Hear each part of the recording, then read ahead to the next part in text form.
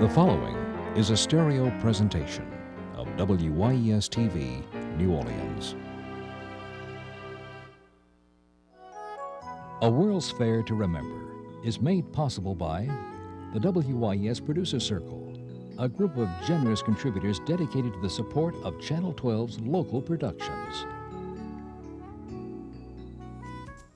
Major corporate funding is provided by the Whitney Bank, taking pride in what's uniquely ours, the Whitney.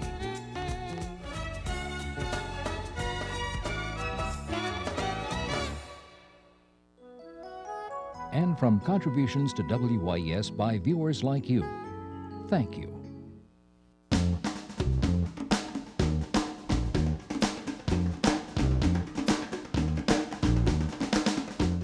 It was our fair. It might not have been a national fair, anything, but it was New Orleans' fair. And every night I'd go drink a couple of cold beers, I'd go to the German pavilion, I did the chicken dance. I rode the gondola, yes, and I did not vomit. Someone near me, I think, was afraid they were going to and kept chugging Pepto-Bismol. But it wasn't a rough ride, it was really splendid. It's almost hard to get a bad view of this city, but that one was really nice. We really thought something was going to happen after that fair. There was such an optimistic feeling. Here the city has finally pulled itself up by its bootstraps, and we're going to really go places, right? And it was a magnificent illusion. I had a season pass, and I just couldn't wait to see the fireworks. I'd bring my children there sometimes. Sometimes I'd just go because I had a hankering for that mango freeze.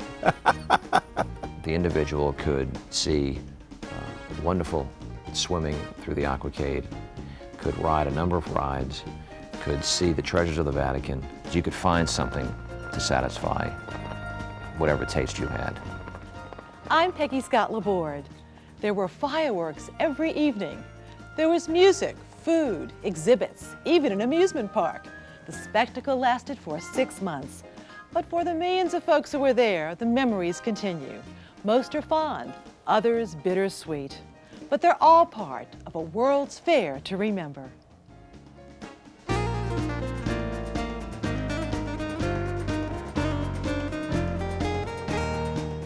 Before the days of the internet, cable, and satellite technology, a World's Fair was the place where inventions were unveiled and countries promoted themselves. By the 1980s, that mission had changed. The Louisiana World Exposition, or the World's Fair as it was known, was a fantasy land steeped in New Orleans culture and sprinkled with international flair. World's Fairs in the 80s and beyond were not showcases of technology. They were showcases of the technology of show. In other words, they were entertainment. I'm in the e-business. Engage, educate, entertain, enrich, empower through exciting and emotional experiences. And that's what a World's Fair is. In New Orleans, it was birds, balloons, bands, fireworks, flags, and fountains. It was a party. It was fun.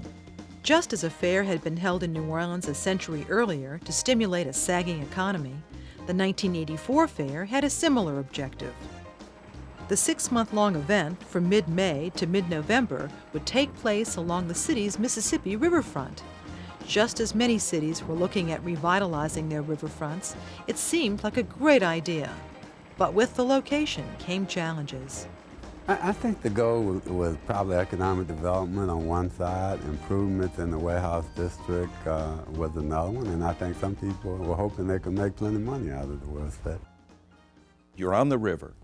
You've got old warehouses. You've got a railroad line, an active railroad line. You've got a high-tension wires. You've got hazardous waste. You've got historic structures. And then you had a lot of independent owners. We had to negotiate leases, and each one was leveraging us.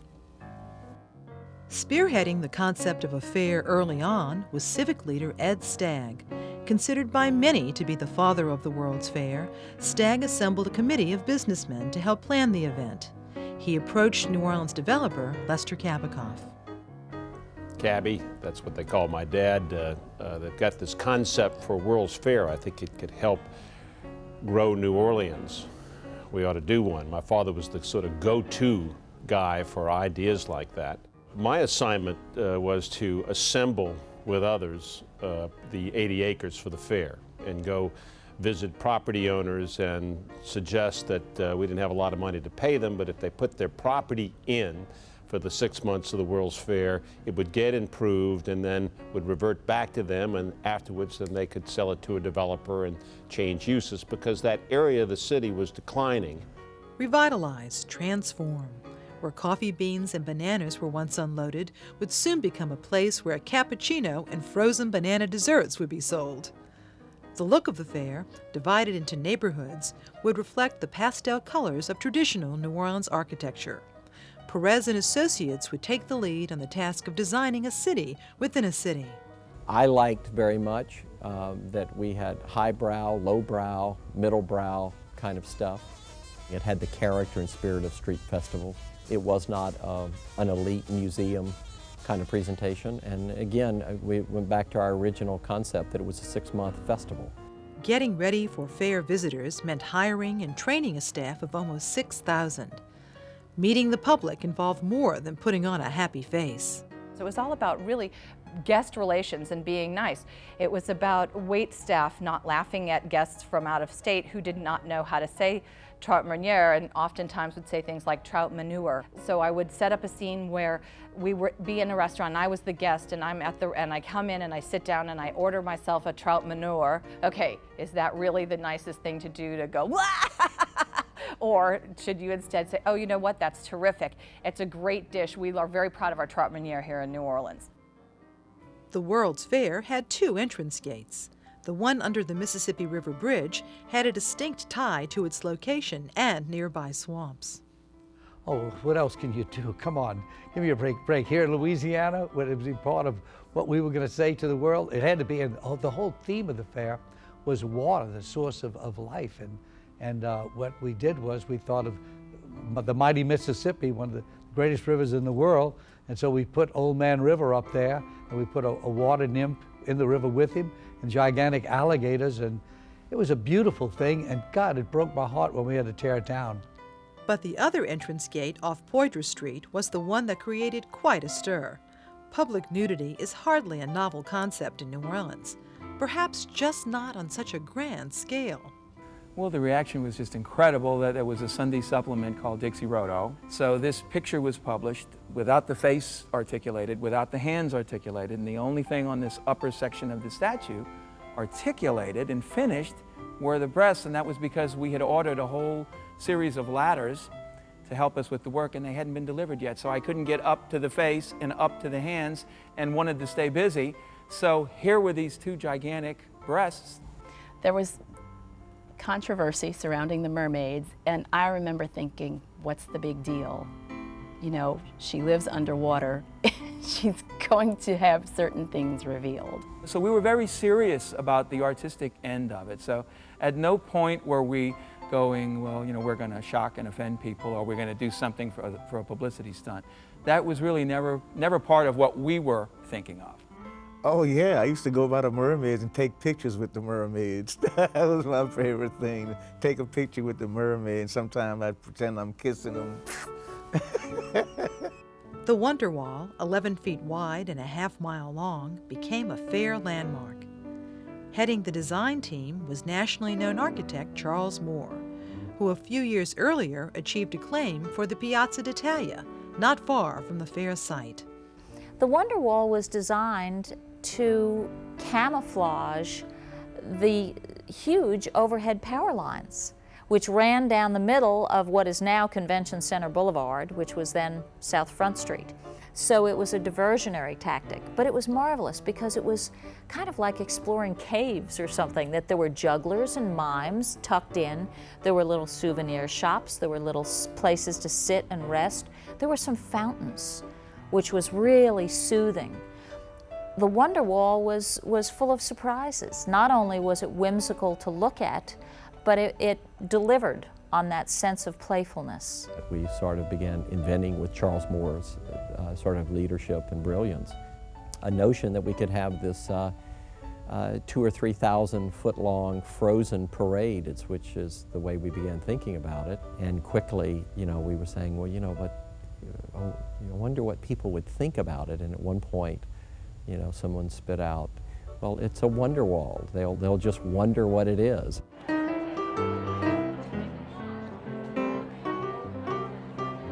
Well, opening day was spectacular. In fact, the memories that I have of opening day was a great crowd. It was a beautiful day.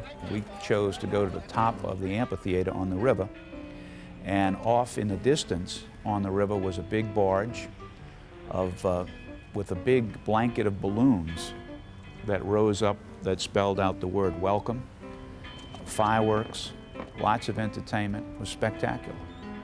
Peter Spurnier declared the fair open, and Seymour the Fair came down from the ceiling. There was a lot of fireworks and things went off, and all of a sudden a curtain opened up, and you could look out directly on the river, and there were all types of boats tooting their horns. Thousands of balloons went up into the air. There was a fireboat sprinkling red, white, and blue water on the river. So it was just the visual experience of it was marvelous. It was just happiness just because, you know, like celebrating New Orleans and celebrating all these people coming to New Orleans to see this World's Fair. And I remember all the talk about, you know, it's not going to be ready on time. And all I could think of was, it doesn't matter if it's not finished. Let's just go, and they can finish it while we're in there. It was a great day. I think at the time, my kids were small. My middle son, John, who had been with me on many times on the fair site, loved the fair, and when we got ready to go home about later in the evening, he broke into tears and said, but I haven't seen everything. And it never occurred to me to tell him that the fair was going to last more than one day. 184 days to be exact. And it was no surprise that a fair fashioned after street festivals would include lots of entertainment. National and international headliners performed at the amphitheater, including Julio Iglesias, Tom Jones, and Willie Nelson. A stellar lineup had a stellar setting. The initial design of the amphitheater came from internationally known architect Frank Gehry, who was inspired by a glimpse at everyday activity on the riverfront. I always just look around, see what is already there that's nice, and then try to work with that. They have cranes along the river for loading stuff into the barges that are made of steel. They're industrial and they're quite beautiful. So I was looking at those. When the canvas backdrop behind the stage was rolled up, the amphitheater became a frame for a 3D painting of the Mississippi. My fantasy at the time was the barge would come up and Frank Sinatra would get out and step on stage. Sinatra never graced the amphitheater stage, but another legendary performer did, Bob Hope, with a national telecast of one of his comedy specials. New Orleans, I declare, I like your bill of fare. And speaking of a fair, the one you've got's beyond compare. Dick Cavett was a guest on the show. And I got really, not only a childhood, but an adult dream come true of being able to be in a sketch with Bob Hope. He saw me doing a tap dance step. And he said, hey, that's pretty good. Where'd you grab that one?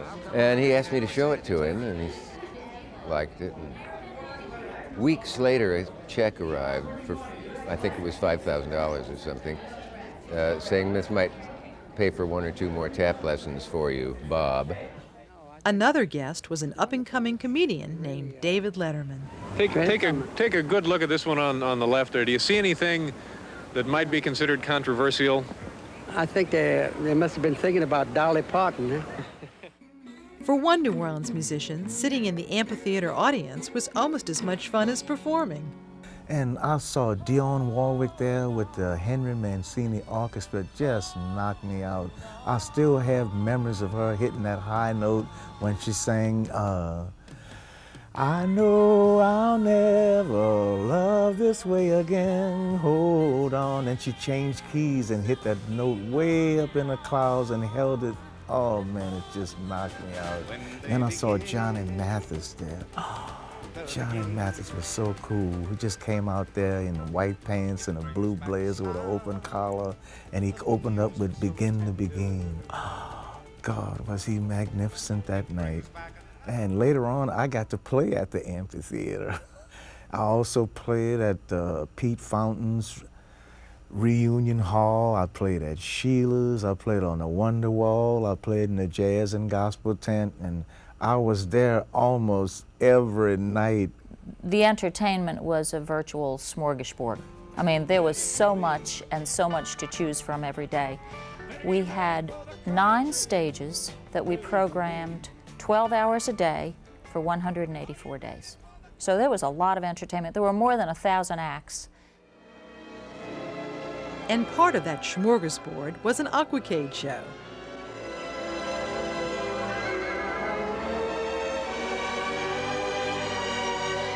Inspired by the water ballets made popular at the 1939 New York World's Fair. They were swimming around the pool in side by side, sort of like the fighter jets when they're doing an air show.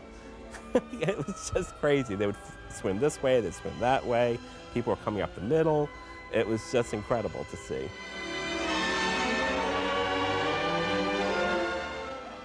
Choosing land over water was an oversized pelican named Seymour de Fair, the official fair mascot. This roving ambassador couldn't help but stand out among the strolling entertainers. At the Federal Fiber Mills building, the Louisiana Folklife Festival Pavilion featured slices of the state's heritage, and even a quilt from the 1884 World's Fair. There were cooking and craft demonstrations, along with the construction of bayou or lagoon-worthy pirogues. And of course, there was music. One of the things that I think the Folklife Pavilion was able to do was bring in the culture from rural areas. So from the Florida parishes, we had old-time fiddlers that played with fiddlesticks, and we had gospel singers. And from over in French Louisiana in particular, we tried to round up all the great Cajun and Creole musicians that we could get, and a lot of them played there. I remember Rockadupsy was there, and Dennis McGee, and I think Dewey Bolfock came, and D.L. Menard. And they had a wonderful lineup until the last few months of the fair, when it became obvious that they weren't making the money they thought they were going to. They had to cancel a lot of the bands. But when they canceled the bands, the staff, people who'd just been running the Folklife area, played on their own. They formed their own band. And in some ways, that was even more authentic than bringing bands in, because it gave something of a feel of being on a back porch. And repeat performances of a Cajun classic left a lasting mark. Okay, we got a waltz for you. This is one of the most requested waltzes here at the back door. Get your pen ready, Lee.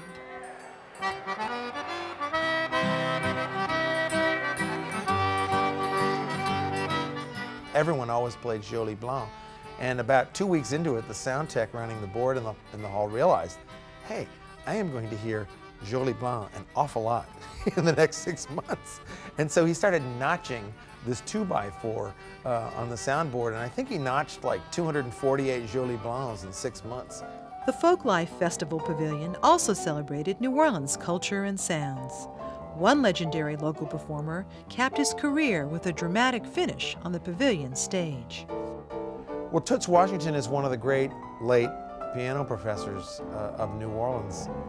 One day he just played and finished, crashing chord crescendo, stood up from the piano, bowed to the audience, and fell forward dead. It's one of those moments where you just think, this is the perfect musician's passage. There's no infirmity here.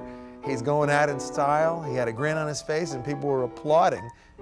It's kind of one of those things that makes me recall that the Folklife Pavilion really was a community, and in communities, people are born, they die, they come of age, and unfortunately somebody died, but I can't imagine better circumstances as far as being heralded.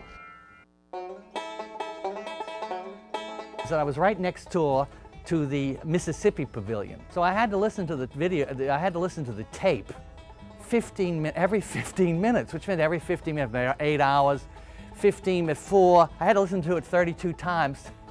I heard it 1,000 times. And it would go, out,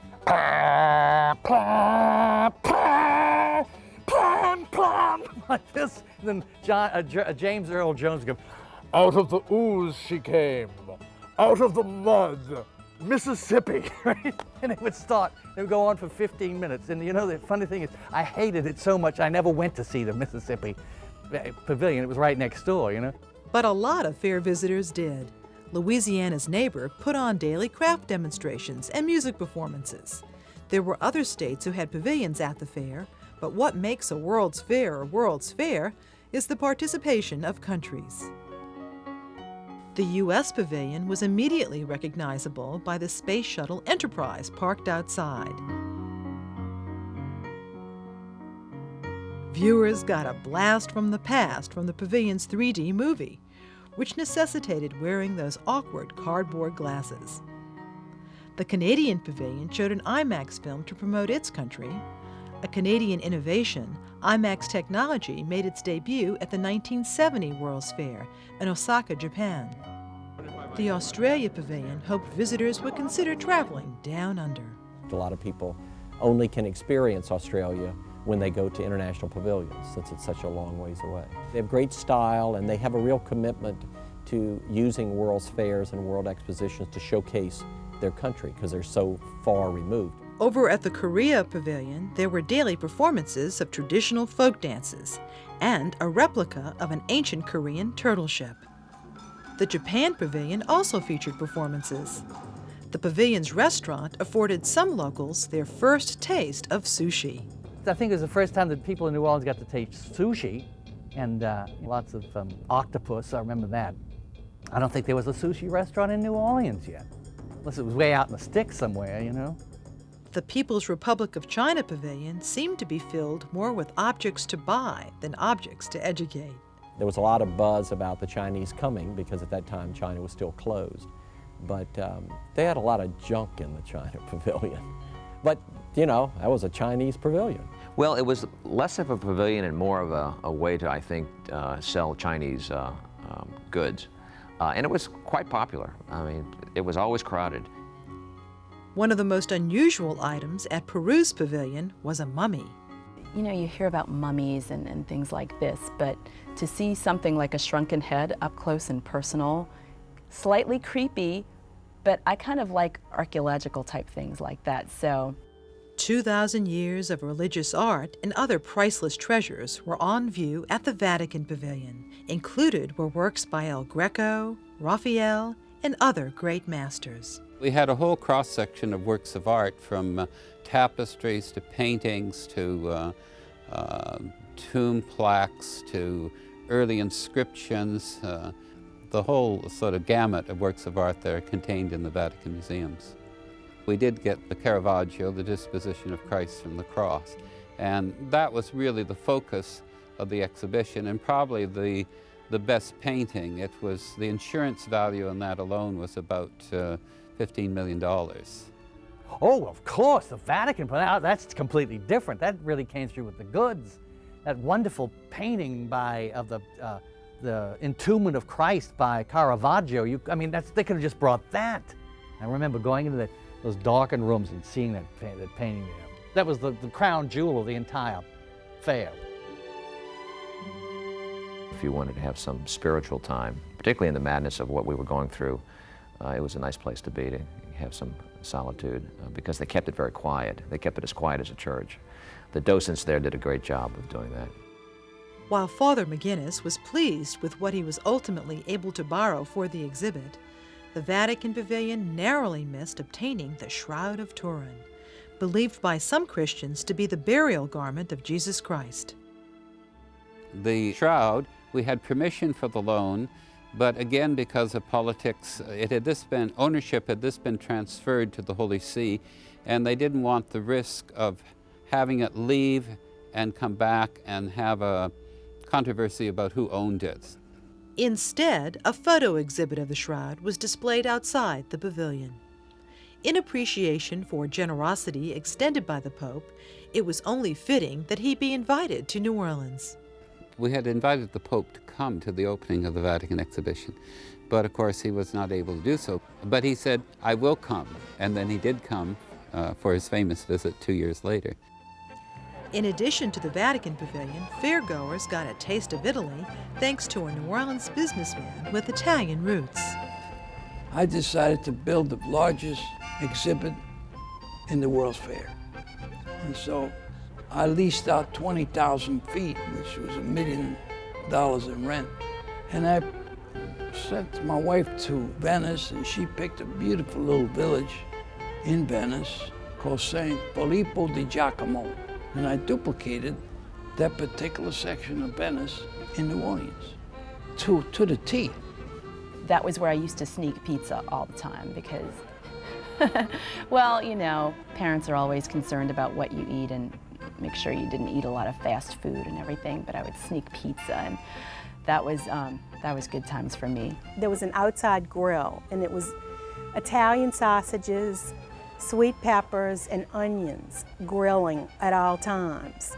And I remember the atmosphere was very close and family-like. I remember I always saw people that I knew. We had a lot of heart and soul. I brought people from Italy every month. When you were in the Italian village, I think you almost felt like you were in a little village in Italy.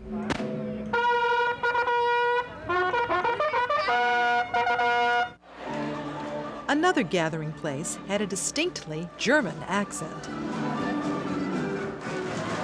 The German beer garden always had a band playing, invariably a Bavarian Papa band, occasionally a chicken dance. In fact, actually, I think every third dance was a chicken dance.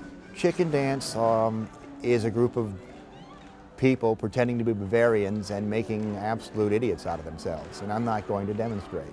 My age, I have some dignity to maintain. Da da da da da da dum da da dee dee dee dee deep da da da da da dee dum da da dee dee dee dee dee. They do their arms up and down and it's like this, you know. It was the ultimate non-dance dance, right? But it was great when you drunk about 6 huge liters of beer, you know, and eaten all that sausage, and to get out there and sort of exercise the lower abdomen, right? You'd get 1,200 people in it, and what was nice about it is that you'd get young children, and then parents bringing their children, parents bringing their grandparents, and so it was a cross-section of all ages enjoying the same event. Since we had the beer garden, I felt partly responsible for introducing Jägermeister to the city, which is a drink that I enjoy. I'm gonna tell you what, I don't think in my whole life I've been drunk once or twice, but I don't even remember getting home, drinking a Jägermeister, and I just bought some beautiful new shoes, and the stuff dropped on my shoes, some of it. Ruined the shoes, I mean. While the Germans might have taught fairgoers a thing or two about how to party, there was no shortage of competing night spots. There was Jed's Lookout, a late-night spot also within the Federal Fiber Mills building. Jed's Lookout upstairs, we brought in entertainment of unusual sorts. World's Fair brings people from all over the world, and I got an opportunity to watch what they called themselves the Ivanova sisters, 2 beautiful women who were gymnasts. Gave me an early look at what has now become Circus Soleil. I did go to Jed's Lookout. I did go there, and yes, I occasionally, drowned my sorrows there and celebrated the high points there and had a good time there. And a lot of people from the Folklife Pavilion saw that as a little home away from home. Pete Fountain's Reunion Hall was a place where you could get local dishes and lots of jazz. Very popular was Sheila's Pub, where beers from Australia and other countries were on tap. Located on Fulton Street, an entertainment strip on the grounds of the fair, Sheila's wooden kangaroo sculpture quickly became a fair favorite. Dining at the fair presented a multitude of choices, including some dishes that were new to many locals. I say, what is this, a Belgian waffle? And I say, let me try it, and I say, wow, this is a lot of waffle for your money. I mean, you got a big waffle as opposed to the traditional waffles we grew up on, a waffle iron, and your mama used to make for you. You get some Brer Rabbit syrup and put on it. My favorite were the Petros. That was the bag of Fritos that someone came up with the concept of turning them upside down, cutting the bottom off the bag, filling it with chili and lettuce and cut tomatoes and whipped sour cream, and created this bag of food called Petros. Just getting around the fairgrounds of 80-plus acres on foot could be quite the challenge. There was the convenience of a monorail that provided an air-conditioned overview as it snaked through the fair. The Sky Transpo spanned the riverfront of international pavilions. But the most memorable mode of transportation, for better or worse, was the Mississippi Aerial River Transit, known as the gondola. Well, it was terrifying. It wasn't very pleasant at all. But it was a very subtle thing because there was no sound, there was no noise. It just sort of shuffled its way across, you know, and things sort of dangled like this, and through your feet you could see all the water. The gondola was incredibly scary. It looked terribly under-engineered. It looked like two pencils with string in between with baskets hanging from the string. I kept looking at the thing, kept thinking, boy, they really should put a little more steel on this thing. The basket itself had an open graded floor, which didn't help matters at all.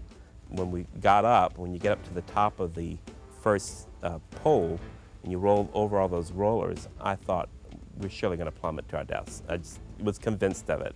I'm screaming at everyone, don't move. You can look, but don't move. I don't want you moving your eyes, just don't move.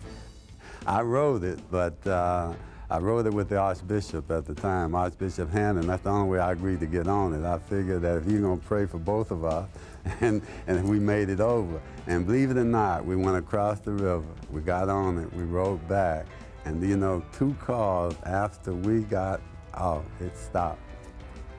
So I went up right around the closing time of the fair when the fireworks were set off. And so all of a sudden we're up in this thing and like incoming fireworks, you know, about 10 yards it seemed from us. Shells are exploding and little flaming arrows and sparks are flying all around us. And it was kind of a weird experience to be over the Mississippi in a gondola with what appeared to be, you know, ground action shooting at us. And I regret that that's not there anymore because I thought that was a tremendous thing, and it was really exciting to ride in that. According to gondola co-owner Blaine Kern, original design plans for the ride would have added an unexpected flair to the Mississippi River skyline. On each pylon, I was going to have King Kong on the west bank and Queen Kong on top on the east bank. It was going to be called the Mardi Gras Gondola. That was the idea. Every car was going to be painted a different color with a different light in each car, and it was going to look like beads crossing the sky at night. Water, water everywhere. The official theme of the fair was a world of rivers, fresh water as a source of life. The challenge was to interpret this concept in as many creative ways as possible. In those early days, it seemed somewhat esoteric about, you know, a theme of water, the fragile nature of water, and water as a diminishing resource. But in many ways, that theme was very much a forecast of world conditions, because water now is a major issue all over the planet. The fair's water theme allowed for an outpouring of creativity. There was an international sculpture competition. The Historic New Orleans Collection, a local research center, presented an exhibit called Rain, which celebrated the city's dramatic downpours. For children, there was the Kid Wash and the whimsical water garden. The water garden was an oasis that summer because it was a New Orleans summer. It was hot. And at first, in the late springtime, it seemed like it was only the children who would actually run into the water. But before long, when it got to late June, July, and August, we were all in the water. It was so much fun. I remember they had lagoons in the fair, and in one of those lagoons, you could actually operate radio-controlled sailboats. Coin-operated, radio-controlled. Friends and I would have regattas, reconstruct epic sea battles. Never managed to sink one, though. Docked in a fair lagoon was a tiny vessel with a big history, the actual boat used in the Academy Award-winning film African Queen. On a visitor's agenda could be a stop at the Petroleum Industries Pavilion, which featured a 20-story functioning oil derrick, surrounded by a 50,000-gallon saltwater aquarium, stocked with sharks, redfish, and other creatures indigenous to the Gulf of Mexico. Other water-themed exhibits included the Army Corps of Engineers' contribution to the fair. On a vessel known as the Dredge Kennedy, a small movie theater showed a film tracing the Mississippi River from its origins as a trickle in Itasca, Minnesota, to its final destination as it spills into the Gulf of Mexico. While the Dredge Kennedy never left the dock, visitors could take a boat ride inside the Great Hall. Known as the Louisiana Journey, this early version of a virtual tour transported guests across the Louisiana landscape via the magic of visual and sound effects. Also in the Great Hall was a wide variety of exhibits.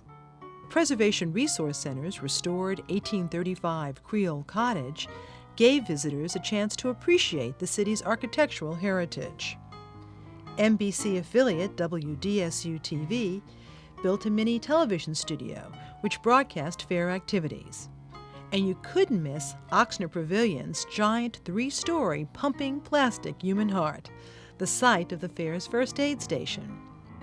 The exhibit, called I've Known Rivers, its title borrowed from a Langston Hughes poem, depicted the history of slavery and focused on local black history.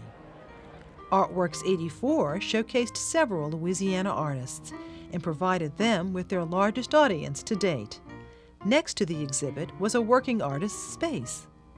Anyway, I'm painting this picture at the fair, and people could just walk right in. You know, I had all my paints and everything, and so I used to take naps in my studio, at home. So I said, well, I'll just take a nap here, right? So there's this platform, like I said, I just lie on the platform and fall asleep, and people would come in and see the artist asleep, And one day I was asleep, and I was sort of half asleep, and I woke up, and there was this fellow right over me taking my picture, right? And I kind of went, oh, like this, and he practically dropped the camera. World's fairs have traditionally included an amusement park. The Ferris wheel made its debut in 1893 at the Chicago Fair. In New Orleans, there was a German-built Ferris wheel called the Giant Wheel, considered the tallest in America at 200 feet. I remember I got on the Ferris wheel one time, and I made such a commotion, they had to stop the wheel and let me off. I thought I was going to have a heart attack. I was so scared. I kept screaming and howling, and it stopped the ride and let me off and let my kids stay on. Not going to be a black mark on the state. These are private investors who own this facility. We've kept it open through this point, and we'll keep it open through November the 11th. And after that, then the bankruptcy courts will deal with the residual properties. It's a sad conclusion to a glorious undertaking, but I think it's in the cards. The Wonderland aspect of the New Orleans World's Fair faced harsh reality on the matter of finances. Shifting priorities in the Reagan administration's agenda resulted in the fair becoming the first event of its kind to be held without substantial support from the host country's government.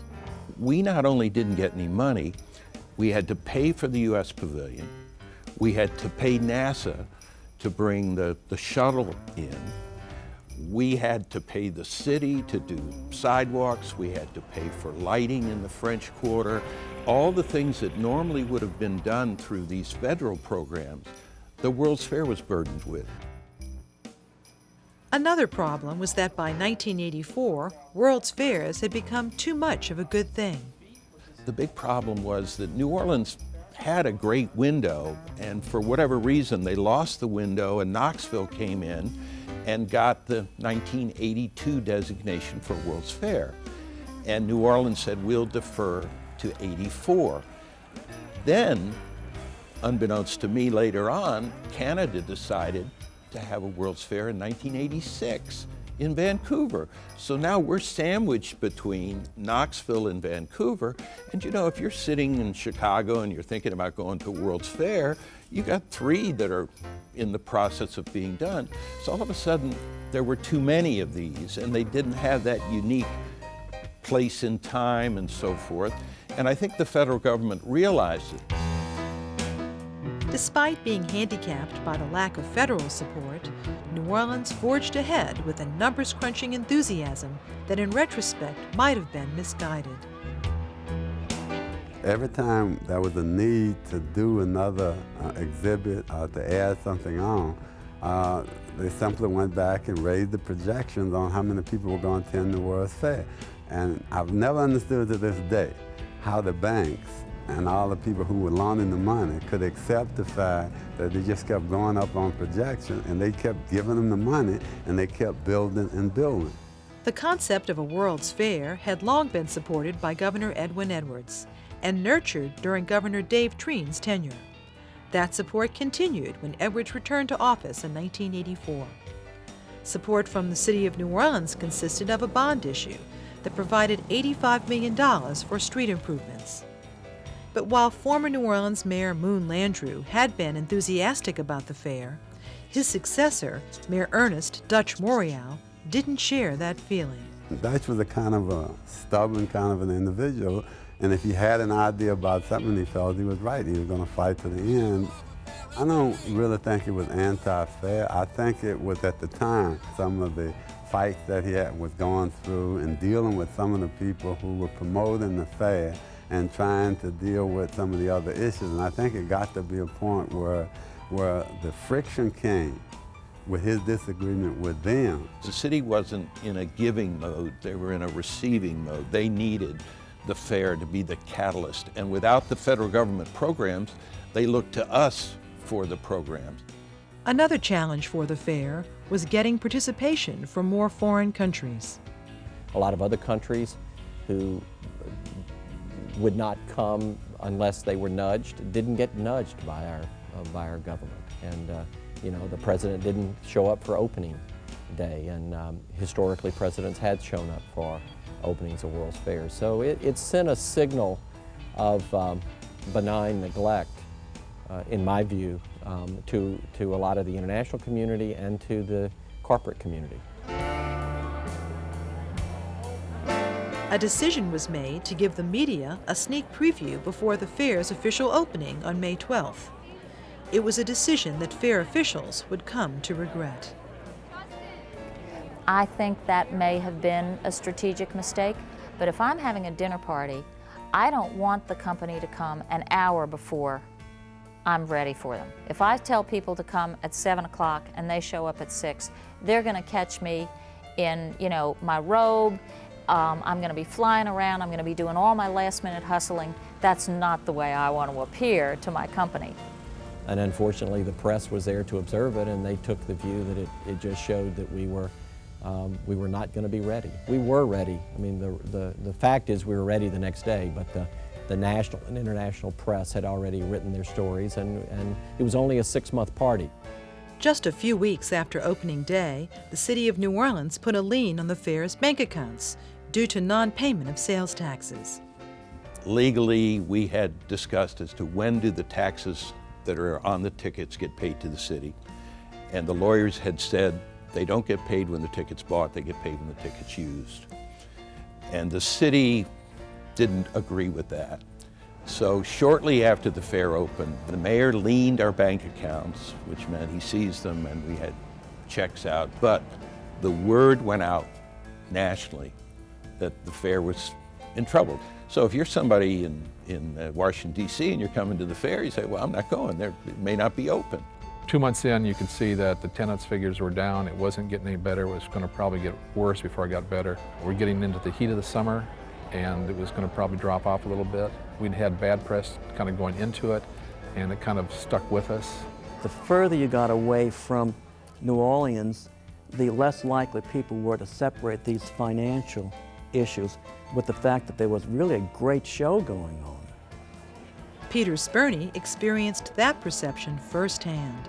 To cope with the stress of the fair's financial woes, his wife insisted he take a brief vacation. It was tough, and it was hard sleeping at night. I hated to read the paper in the morning. I hated to turn on the radio. One Thursday, my wife showed up with suitcases, and she said, we're out of here. I got an airplane. I had no idea where I was going, and I ended up in Florida on a cruise ship. But the second day I was there, I went down to dinner, and the next table, was talking about this great World's Fair in New Orleans, but there were financial problems and they weren't going to go, and all of a sudden I said, now I know why I've got problems back there.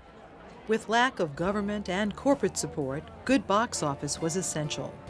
But instead of the anticipated 12 million visitors, the final tally was a little over 7 million.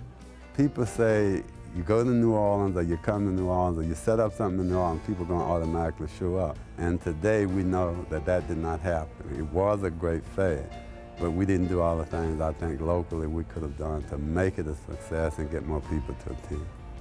The research that I did and that we did showed that 9 million people would come to New Orleans in 1984 with or without a World's Fair. After the fair, because there were lawsuits, the Harrison Price Company was hired to go back and verify that 9 million number. And when they checked it out, it was really 4.5 million. The tourist people in Louisiana had inflated the number of visits to the state. It was an erroneous number. And I've subsequently found out most states do that. As it soon became apparent that the fair would need to reduce expenses, many employees would have to be let go. I was faced with a pretty hard decision, which was to literally let the rest of the staff go, which would leave us without any hosts and hostesses. I made the perhaps the foolish decision to offer to take my salary as well if I could save some of the other host and hostesses positions. Well, they took me up on that. So for the last 5 weeks or so, I worked without a paycheck. Goodbye, dear fair. Goodbye, Seymour. Good night to all of you, and thank you for making the fair a world event of such success. Closing ceremonies were held on November 11th. Because of the fair's financial problems, the event was funded by private donations. It was a sad night because really the locals, we did not want to see it end. It had been a success as far as we were concerned, and we were sorry to see it end. And it meant that we, in a sense, sort of had to find another form of entertainment. We had really gotten spoiled going there on a regular basis. On the last day of the fair, I cried, and everyone said, "Why are you crying?" And I said, "Oh, because it was so beautiful, and it was so wonderful, and it was so temporary." And at the time, the most important thing to me was being a cheerleader and making good grades. And yet here were people who were coming all the way from Africa and Asia to participate in this fantastic thing that was the World's Fair. By the time we got to the closing, it was so much of a disappointment to me in terms of here this great fair that we had in the city of New Orleans. And I knew at that point it had not been a success. And I knew at that point there were so many people that I have known for a lot of years that had lost a great deal of money in that fair. So it really was just not a fun time for me when the fair closed down. Sales figures for Mitchell Osborne's World's Fair guidebooks dramatically illustrate the toll taken by attendance projections that the event did not meet. We printed 200,000. We had the ability to go back late in the cycle to print more, but we printed 200,000, and of that we sold 75,000. And what happened to the 125,000? They went to the dump. The investors that were in my group lost some money, quite a bit of money. I didn't make the money that I thought I could make. We were able to pay our bills, and that was about it. We lost, in fact, I lost hundreds of thousands of dollars. Like a lot of people lost a lot of money. But as I said, it really was a labor of love. I wanted it to look good, and I just sort of suspected that was going to even happen. But I knew once I started, I'm the type of individual, I can't do anything halfway. It had to look just so. It went into the whole bankruptcy proceedings afterwards, and I remember receiving a check about 1.5 years later when the bankruptcy ended, and they paid out all the unsecured creditors, which apparently I became. And my last 5 weeks or so of salary were, equated to $1.84. And I've kept that check to this very day. I did not cash that check. I have it framed in my office as a good memory because it was part of the blood, sweat, and tears that we all put in.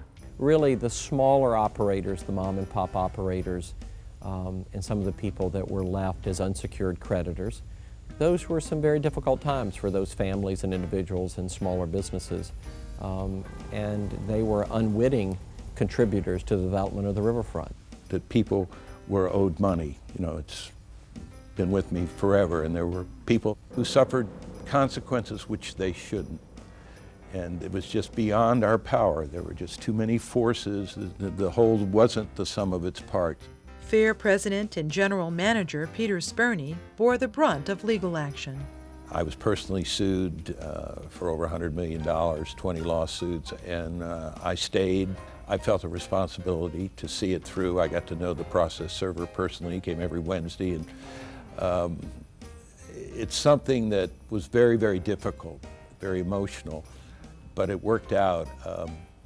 About 3 years after the fair, in late '87, I guess, I was in Paris on a project. I had called my wife, and she said, "Oh, the last lawsuit has been settled and it's over."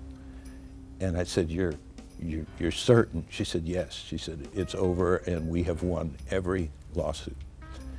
And I really emotionally had a difficult time. I spent that night walking the city of Paris because it was finally over. The fair was not a disaster for all local businesses, however. Earl Bernhardt and Pam Fortner managed to carve out their own corner of paradise. It was called Tropical Paradise, and it was fresh daiquiris made with fresh fruit and ice cream, and I mean, it was a delicious product. We made them in blenders, so the people stood there and watched us make the drinks. We had all the fresh fruit piled up, you know, on displays, and it was just really appealing. We had sound effects with jungle birds, and you know, it was a real happy sight. You had a bartender on each side of you, and it was kind of a fun thing to see what interaction we could do quickly, because the drinks were made quick in the blenders.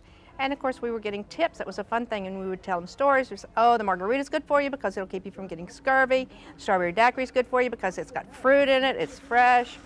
And we would just go on and interact with the people. So it was a lot of fun. And we did make some money. We didn't make a fortune, but we paid all of our debts and came out with, you know, a little bit of money left over, enough to get started in our new adventure. That new adventure led Earl Bernhardt and Pam Fortner to the French Quarter, where they parlayed their World's Fair profits into what is now a thriving 4-bar and restaurant mini-empire.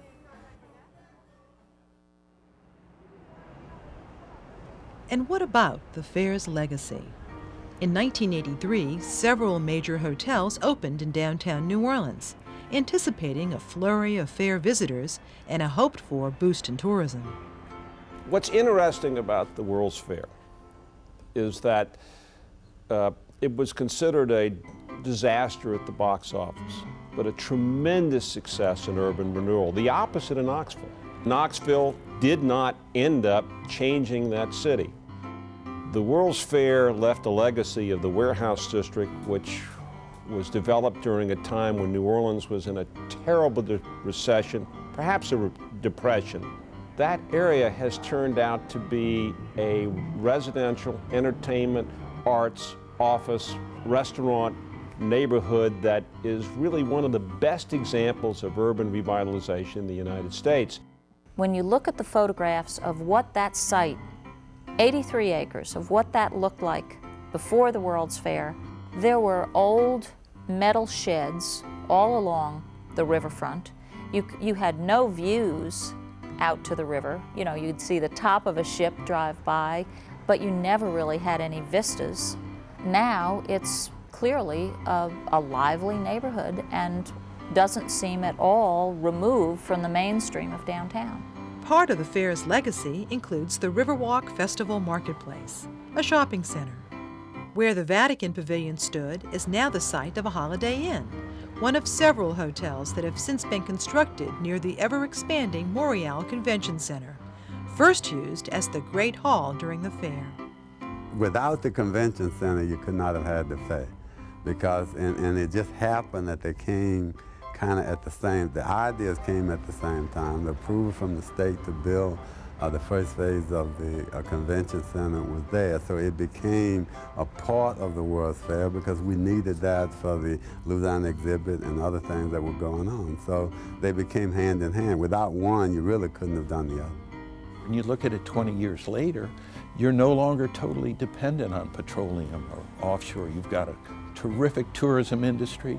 So the World's Fair has a lot of great things as its residual, and in the heart of a lot of people that participated in it. Even though there was trauma, I think there was a lot of joy. Around New Orleans, there are still some reminders of the fair. Leaves from the Wonder Wall adorn the back of this home on Bayou St. John. And there are other vestiges of the fair that continue to be used in unexpected ways. There was beautiful big urns and all sorts of things, and they've been used in Mardi Gras. They did help Mardi Gras because all those beautiful embellishments have served well over the years for the Mardi Gras parades that I decorate. A sculpture depicting Jesus with the women at the well by noted artist Ivan Mestervik, which had been a part of the Vatican pavilion, is now located in front of Notre Dame Seminary. Two of the winners of the fair's International Water Sculpture Competition can be seen in downtown New Orleans. A little-known legacy of the fair is the French Quarter Festival, originally planned as an appeasement to French Quarter merchants who endured the many months of torn-up sidewalks and streets in anticipation of the fair. The festival has become a major annual event. And according to Peter Hagen, there's another residual, an intangible one. The World's Fair brought community spirit to New Orleans. Like sometimes you have with your school football team, your hometown teams, and the memories of this very beautiful thing that was part of our lives for 6 months.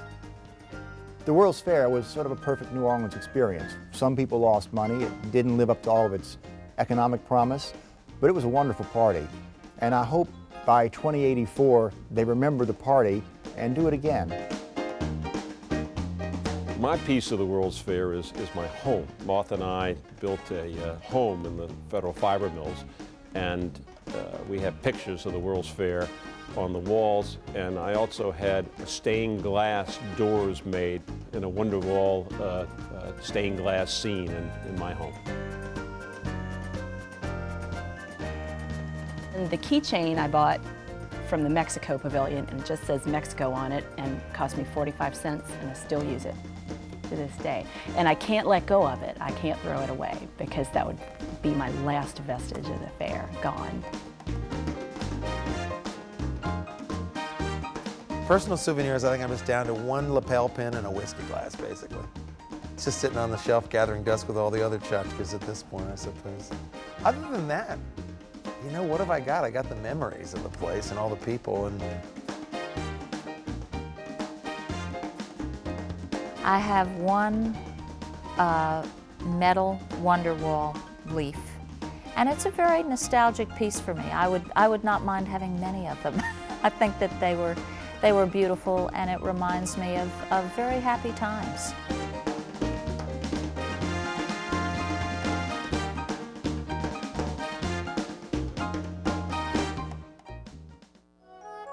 A World's Fair to Remember is made possible by the WYES Producer Circle, a group of generous contributors dedicated to the support of Channel 12's local productions. Major corporate funding is provided by the Whitney Bank, taking pride in what's uniquely ours, the Whitney.